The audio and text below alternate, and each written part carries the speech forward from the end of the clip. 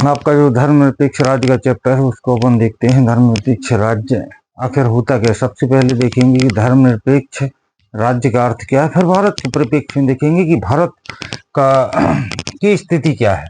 तो सबसे पहले धर्म निरपेक्ष राज्य का असर, राज्य का कोई राष्ट्रीय राजधर्म नहीं होगा, यानी जो भी राज्य है उसका यदि राष्ट्रीय राजधर्म नहीं है, अर्थात जो भी, जैसे भारत की यदि हम उदाहरण के रूप में यदि हम, भारत का कोई राजधर्म नहीं है और सरकार द्वारा सभी नागरिकों के मध्य, यानी जो भी राज्य है और राज्य उन सभी नागरिकों के मध्य धर्म के आधार पर किसी प्रकार का विभेद नहीं करेगा, यानी धर्म के आधार पर राज्य किसी भी नागरिक से भेदभाव नहीं करेगा। जितने भी निवासी हैं सभी नागरिकों को, सभी धर्म को समान समझेगा, विभेद नहीं करेगा।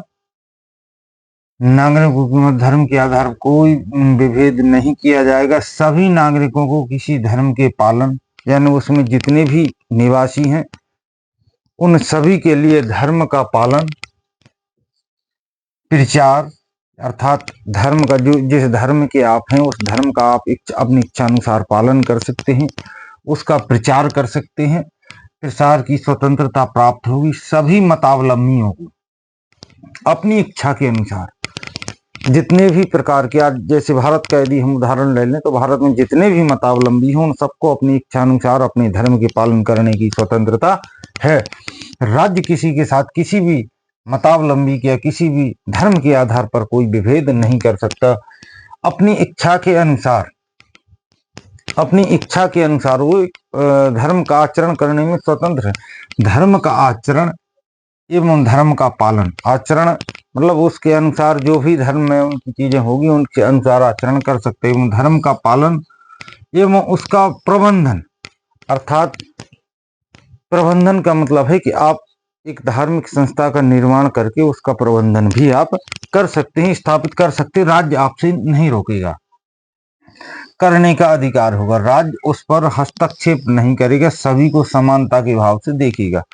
यानी धर्मनिरपेक्ष राज्य का अर्थ अब क्या हो गया कि ऐसा राष्ट्र जिसका कोई राजधर्म नहीं होगा, सभी को समान समझेगा, सभी को समान प्रश्रय देगा, समान तरीके से देखेगा, किसी के साथ कोई विभेदीकरण नहीं अपनाएगा। इसके साथ साथ उसमें निवास करने वाले समस्त मतावलंबियों को, समस्त जितने भी प्रकार के धर्म हैं उन सभी धर्मों को किसी के साथ धर्म के आधार पर बांटने का प्रयास नहीं करेगा और किसी को किसी भी एक धर्म के लिए अलग से बढ़ावा नहीं देगा। सबको समानता के आधार पर देखेगा और आचरण करने की, पालन करने की, धारण करने की और प्रबंधन करने की आजादी देगा कि आप अपने धर्म को आप प्रचार प्रसार कर सकते हैं, आप धर्म के अनुसार आचरण कर सकते हैं, पालन भी कर सकते हैं।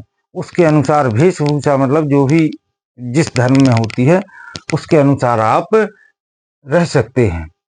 राज्य आपके साथ कोई भेदभाव नहीं करेगा। अब भारत की स्थिति देखते हैं तो भारत में जैसे ये तो हुई, भारत वही एक धर्मनिरपेक्ष राष्ट्र है, ये तो तय हो गया, क्योंकि भारत किसी भी राष्ट्रीय राजधर्म नहीं है। भारत सभी धर्मों को समान प्रश्रय देता है। लेकिन भारतीय संविधान की प्रस्तावना में जो 42वां संविधान संशोधन था, 42वां संशोधन कब हुआ था भारतीय संविधान की प्रस्तावना में? 1976 में। तो पंथ निरपेक्ष समाजवाद, जो धर्मनिरपेक्ष शब्द जो है भारतीय संविधान की प्रस्तावना में 42वां संविधान संशोधन 1976 में जोड़ा गया है। अर्थात भारत क्या है कि धर्मनिरपेक्ष राष्ट्र है। तो ये क्लियर हो गया कि धर्मनिरपेक्ष राष्ट्र का मतलब या धर्मनिरपेक्ष राज्य का मतलब क्या होता है? कोई भी जिसका राष्ट्रीय राजधर्म नहीं होगा और राज्य सभी धर्मों को समान मान्यता देगा, समान प्रश्रय देगा, सभी के लिए धर्म की धारण करने की, धर्म के पालन करने की, धर्म को प्रचार प्रसार करने की, धर्म को प्रबंधन करने की आजादी या स्वतंत्रता प्रदान करेगा। धर्म के आधार पर राज्य किसी के साथ कोई बंटवारा, भेदभाव नहीं करेगा। ठीक है, अगले वीडियो में अब देखते हैं। आपका जो क्वेश्चन है वो रह गया, अभी कुछ एक दो क्वेश्चन और रह गए जो थोड़े से, उनको अपन एक्सप्लेन कर लेते हैं। अगले वीडियो में।